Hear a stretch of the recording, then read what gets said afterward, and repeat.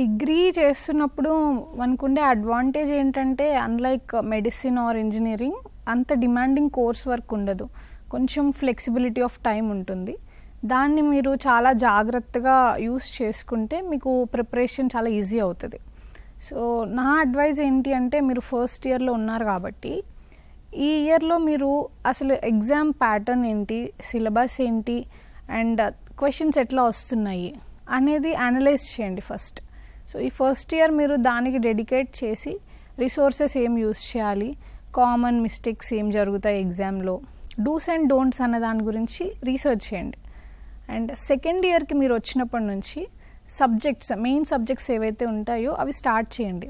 For example polity, geography, economics ఇలాంటి main subjects ఏవైతే ఉంటాయో వాటిని మీరు ఫస్ట్ కంప్లీట్ చేసి క్వశ్చన్స్ అటెంప్ట్ చేయడం స్టార్ట్ చేయండి.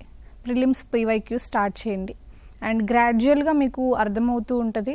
అండ్ న్యూస్ పేపర్ రీడింగ్ కూడా అలాంగ్ సైడ్ స్టార్ట్ చేస్తే మీ కాన్సెప్ట్స్ అన్నవి క్లియర్ అయిపోతాయి. అండ్ థర్డ్ ఇయర్కి వచ్చేటప్పటికి ఇంకా వెరీ సీరియస్గా మీరు ఫుల్ ప్లెజ్డ్గా ప్రిపరేషన్ అలాంగ్ విత్ టెస్ట్ ఇవ్వడం కానీ అండ్ క్వశ్చన్స్ అనలైజ్ చేయడము, సెల్ఫ్ నోట్స్ ప్రిపేర్ చేసుకోవడము, ఇలాంటివన్నీ మీరు థర్డ్ ఇయర్కి వచ్చేటప్పటికి చేసేసి అండ్ జస్ట్ ఆఫ్టర్ గ్రాడ్యుయేషన్ మీరు ఎగ్జామ్ ఇవ్వడం స్టార్ట్ చేయొచ్చు.